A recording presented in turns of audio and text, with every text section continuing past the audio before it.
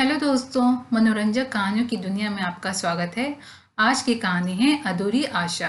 गायत्री को अभी तक होश नहीं आया था। वैसे रविकांत गायत्री के लिए कभी परेशान नहीं हुए थे। उसकी ओर उन्होंने कभी ध्यान ही नहीं दिया। बस घर सुचारू रूप से चलता आ रहा था। घर से भी ज्यादा उनके अपने कार्यक्रम तयशुदा समय से होते आ रहे थे। सुबह वे सैर को निकल जाते थे, शाम को टेनिस जरूर खेलते, रात को टीवी देखते हुए डिनर लेते और फिर कोई पत्रिका पढ़ते पढ़ते सो जाते। उनकी अपनी दुनिया थी जिसे उन्होंने अपने इर्द गिर्द बुनकर अपने आप को ही एक कटघरे में कैद कर लिया था और उनका शरीर कसा हुआ और स्वस्थ था। रविकांत ने कभी सोचने की कोशिश ही नहीं की कि गायत्री की दिनचर्या क्या है। दिनचर्या तो बहुत दूर की बात, उन्हें तो उसका पुराना चेहरा ही याद था जो उन्होंने विवाह के समय और उसके बाद कुछ अरसे तक देखा था।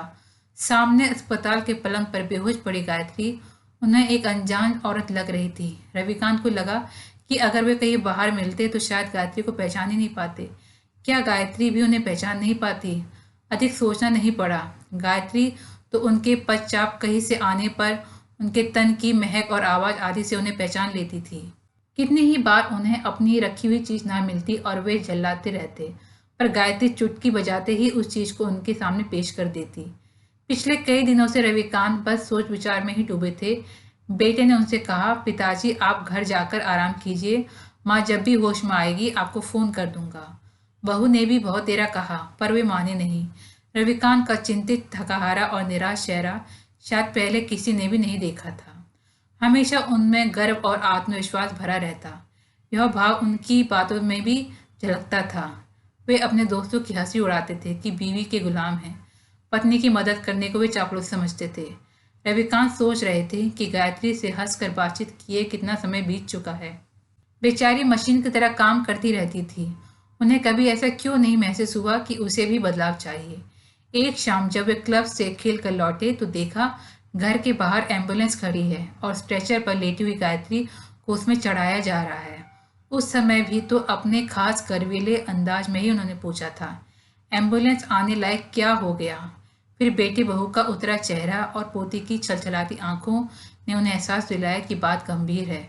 बहू ने हौले से बताया, माँ जी बैठे बैठे अचानक बेहोश हो गई। डॉक्टर ने नर्सिंग होम में भर्ती कराने को कहा है। तब भी उन्हें चिंता के बजाय गुस्सा ही आया। जरूर व्रत उपवास से ऐसा हुआ होगा या बाहर से समोसे वगैरह खाए होंगे। यह सुनकर बेटा पहली बार उनसे नाराज हुआ। पिताजी कुछ तो ख्याल कीजिए, माँ की हालत चिंताजनक है। अगर उन्हें कुछ हो गया तो 13 वर्षीय पोता मनु अपने पिता को सांत्वना देते हुए बोल रहा था, नहीं पिताजी, दादी को कुछ नहीं होगा। फिर वह अपने दादा की ओर मुड़कर बोला, आपको यह भी नहीं पता कि दादी बाजार का कुछ खाती नहीं? उस समय उन्होंने पोते के चेहरे पर खुद के लिए अवज्ञा व अनादर की झलक सी देखी। उसके बाद कुछ भी बोलने का रविकांत का साहस नहीं हुआ। उनका भय बढ़ता जा रहा था। डॉक्टर जांच कर रहे थे। एकदम ठीक ठीक कुछ भी कहने की स्थिति में वे नहीं थे कि गायत्री की बेहोशी कब टूटेगी। इस प्रश्न का जवाब किसी के पास नहीं था। कुछ बरस पहले गायत्री के घुटने में सूजन आने लगी थी। वह गठिया रोग से परेशान रहने लगी थी।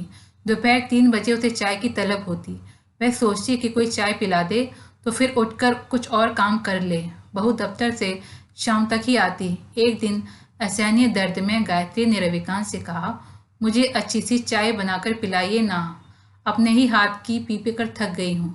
रविकांत झल्लाते हुए बोले, और भेजो बहू को दफ्तर, वे अगर घर संभालती तो तुम्हें आराम होता। हालांकि रविकांत अच्छी तरह जानते थे कि अब महिलाओं को केवल घर से बांधकर रखने का जमाना नहीं रहा, पर अपनी गलत बात को भी सही साबित करने से उन्हें तो अहंग की पुष्टि होती थी। कुछ माह पूर्व रात को सब साथ बैठकर खाना खा रहे थे। रविकांत हमेशा की तरह अपना खाना जल्दी जल्दी खत्म कर हाथ धोकर वहीं दूसरी कुर्सी पर बैठ गए और टीवी देखने लगे। अचानक मनु ने पूछा, दादाजी, कि आप दादी जी में कुछ फर्क देख रहे हैं? रविकांत ने टीवी पर से आंखें हटाए बिना पूछा, कैसा फर्क? पहले दादी जी को तो देखिए ना, तब तो पता चलेगा। बेचारी गायत्री अपने में ही सिमटी जा रही थी। रविकांत ने एक उड़ती नजर उस पर डाली और बोले, नहीं, मुझे तो कोई फर्क नहीं लग रहा है। आप ठीक से देख ही कहाँ रहे हैं, फर्क कैसे महसूस होगा? मनु निराशा से बोला। इसी बीच बहू बेटा मुस्कुराते रहे। पिताजी बोलिए ना, दादाजी को बता दूं? मनु ने लाड़ से पूछा। फिर वह गंभीर स्वर में बोला, दादाजी, दादी को दोपहर की चाय कौन बनाकर पिलाता है, बता सकते हैं? दादाजी कुछ बोले उससे पहले ही छाती तानते हुए वह बोला, और कौन सिवा मास्टर मुन्नू के, तू चाय बनाकर पिलाता है? रविकांत अविश्वास से हंसते हुए बोले, क्यों, मैं क्या अब छोटा बच्चा हूँ? दादी जी से पूछे उनकी पसंद की कितनी बढ़िया चाय बनाता हूँ। उस समय रविकांत को लगा था कि पोते ने उन्हें मात दे दी। उनके बेटे ने उनसे कभी खुलकर बात नहीं की थी। उनका स्वाभिमान भले ही वह झूठा हो, उन्हें बाध्य कर रहा था कि मन्नू के बारे में वही ख्याल बनाए जो अन्य पुरुषों के बारे में थे।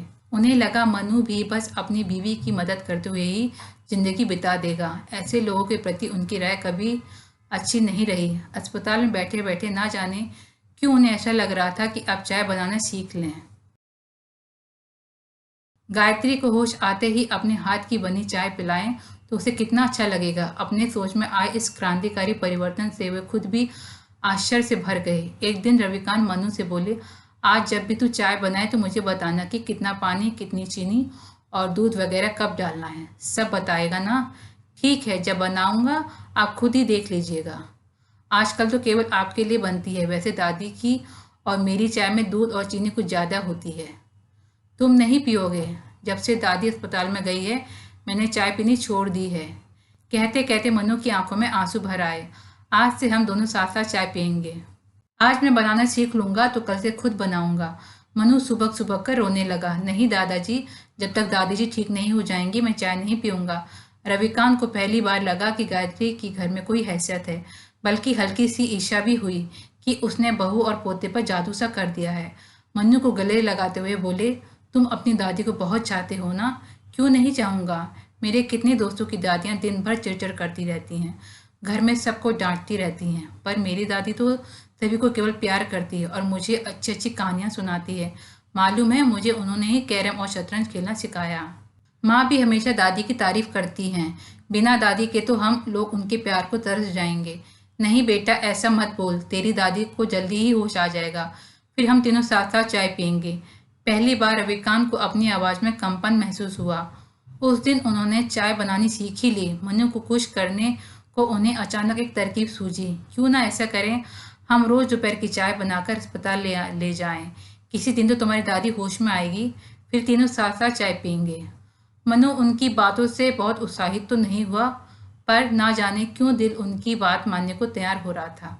अगले ही दिन दोपहर को अस्पताल से फोन आया। बहू बोल रही थी, पिताजी माँ जी होश में आ गई हैं, आप मनु को लेकर तुरंत आ जाइए। रविकांत बच्चों की तरह उत्साह से भर उठे। जल्दी जल्दी चाय बनाकर थर्मस में भर कर साथ ले गए। वहाँ गायत्री पलंग पर लेटी जरूर थी, पर डॉक्टर, नर्सों और दूसरे कर्मचारियों के खड़े रहने से दिख नहीं पा रही थी। मनु किसी तरह पलंग के पास पहुंचकर दादी की नज़र पड़ने का इंतजार करने लगा। रविकांत के मन में बस एक ही बात थी कि थर्मस में से अपने हाथ की बनी चाय पिलाकर गायत्री को चकित कर दे। उन्हें यह भी नहीं देखा कि वह वास्तव में होश में आ गई है या नहीं और डॉक्टर क्या कह रहे हैं। बस कप में चाय भरकर गायत्री के पास खड़े हो गए। गायत्री मनु को देख रही थी और मनु उसके हाथ को सहला रहा था। डॉक्टर ने रविकांत को देखा और यह आप क्या लाए हैं? जी, इन्हें पिलाने के लिए चाय लाया हूँ। रविकांत की इच्छा हो रही थी कि कहे अपने हाथ की बनी, पर संकोच आड़े आ रहा था। नहीं, अब आपको इनका बहुत ख्याल रखना पड़ेगा। मैं पूरा डाइट चार्ट बनाकर देता हूँ, उसी हिसाब और समय से इन्हें वही चीज़ें दें जो मैं लिख कर दूँ। चीनी, चावल, आलू, घी, वसा सब एकदम बंद। शक्कर वाली चाय तो इनके पास भी मत लाइए। रविकांत का चाय का प्याला हाथ में लिए बुत की तरह खड़े रहे। मनु नर्स द्वारा लाया गया सूप छोटे से चम्मच से बड़े जतन से दादी के मुंह में डाल रहा था। दोस्तों, अगर आपको स्टोरी अच्छी लगी हो तो अपने दोस्तों के साथ भी शेयर कीजिए और कमेंट में ज़रूर बताइए कि कैसी लगी स्टोरी।